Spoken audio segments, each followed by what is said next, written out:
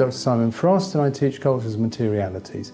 From this unit you'll gain expertise in how reception and production conditions affect your story. And that could be the story you tell about yourself on your CV or something, or the story you tell for a client.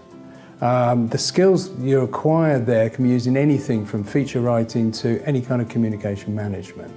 Narrating identities has a very broad range of applications, and it can be used in pretty much any part of the communications industry, marketing, advertising, teaching, or creative pursuits such as script writing or novel writing, or elsewhere, any situation in which you have to give people a little information on who you are as a person. My name's Hugh Dix, and I'm the unit leader for Mediating the Nation. This, I think, is a very timely and exciting unit where we'll look at some of those different media and how the ideas of Britain and Britishness are played out in those media.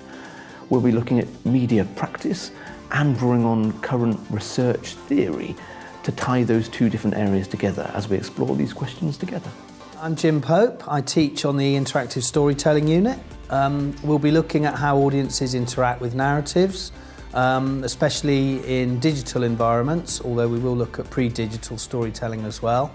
Mainly though, we're going to concentrate on interactivity in the digital area, and we're going to be looking at particular kinds of narratives that are built only for digital media and include interactivity as a key aspect of the way they're made. I'm Bronwyn Thomas, and I lead a unit on markets and audiences. This is a unit that focuses on the commercial and cultural practices that surround literary and other texts. So, for example, we look at the marketing for adaptations of books to film, and we also look at the design of bookshops. Culture and Controversy looks at a selection of controversial texts ranging from Lady Chatterley's Lover to American Psycho.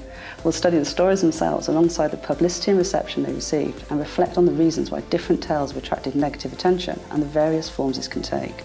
So you'll gain insight into negotiating controversy and fine-tune your cultural awareness, all skills you'll need in any job operating where the territory is controversial.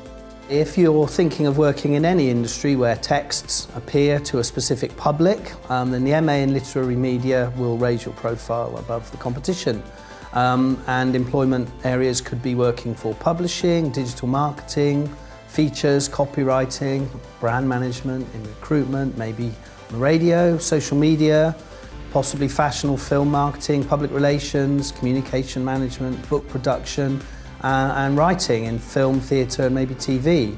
Also, maybe a gateway into a PhD and a professional academic career in the English and media fields. It's quite broad as well, and it's really interesting, it's really creative at the same time. So I like it for that reason, because it's totally different from other kinds of MAs.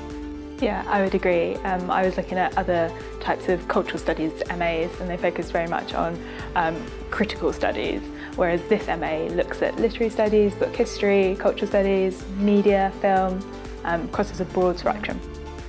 The MA provides you with a knowledge foundation to go into the workplace, or equips you with the academic skills to continue on to PhDs or perhaps PGCE.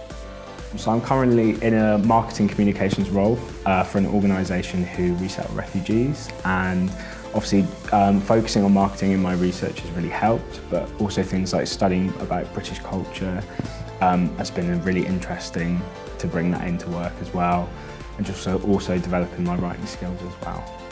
And outside of the campus itself, Bournemouth is a really interesting place to be. It's dynamic, it's developing, it's changing all the time. Plus, it's got a beach. What more do you want?